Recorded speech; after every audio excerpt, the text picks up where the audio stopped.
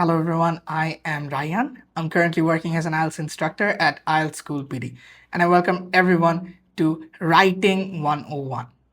Writing 101 আজকে আমরা খুবই আনকনভেনশনাল একটা টপিক কভার করব, যেটা সচরাচর মানুষজনকে কোথাও বলা হয় না। অ্যান্ড এই জিনিসটা আপনার রাইটিং স্কিলকে, আপনার রাইটিং ওভারঅল ব্যান্ডকে সিগনিফিকেন্টলি বুস্ট করতে হেল্প করবে, which is answer tailoring.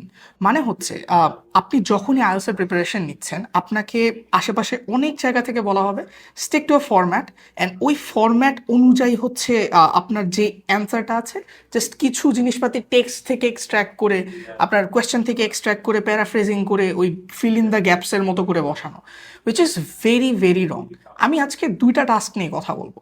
So firstly, writing task 1-এর ক্ষেত্রে আপনার ইনোভেশনের খুব বেশি একটা সুযোগ থাকে না। আপনাকে গ্রাফস অ্যান্ড চার্টস এক্সপ্লেন করতে বলা হয়, আপনাকে কোনো একটা সার সংক্ষেপ আরও সংক্ষিপ্ত করে করতে বলা হয়, আপনাকে কোনো একটা বিভিন্ন ধরনের bars, charts, pie charts, Venn diagrams এগুলো এক্সপ্লেন করতে বলা হতে পারে। এক্ষেত্রে আপনার ফরম্যাট যেটা আপনার মনে আছে, আপনাকে যেটা শেখানো হয়েছে সেখানে স্টিক করাটাই better. This is for task 1, but task 1 খুবই নেগলিজেবল আপনার ওভারঅল আইএলটিএস ব্যান্ড স্কোরের ক্ষেত্রে। What matters the most is task 2। আপনি টাস্ক 2টাকে কীভাবে ট্যাকল করছেন ওটার উপর আপনার পুরো আইএলটিএসের ওভারঅল রাইটিংয়ের ব্যান্ড স্কোরটা ডিপেন্ড করছে। টাস্ক 2-এর ক্ষেত্রে আমরা খুবই রিজিড একটা ফরম্যাট ফলো করি। ফার্স্টে প্যারাফ্রেজিং, দেন হচ্ছে আমার অ্যান্সারের সপক্ষে যুক্তি, দেন হচ্ছে ওটার সাথে অ্যান্সারের সপক্ষে যুক্তিটার সাথে আবার কোয়েশ্চেনের কানেকশন, অ্যান্ড দেন কনক্লুশন।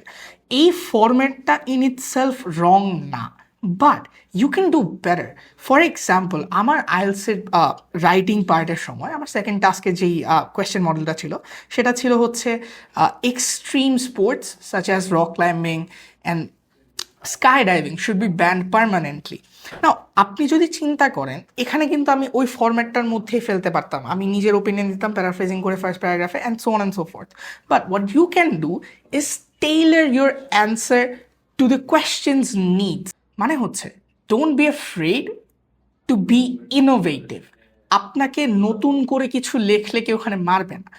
আমি যেটা করেছিলাম, এই অ্যান্সারের শুরুতে আমি প্যারাফ্রেজিং করিনি, আমি করেছিলাম যে people seek pleasure in various different ways.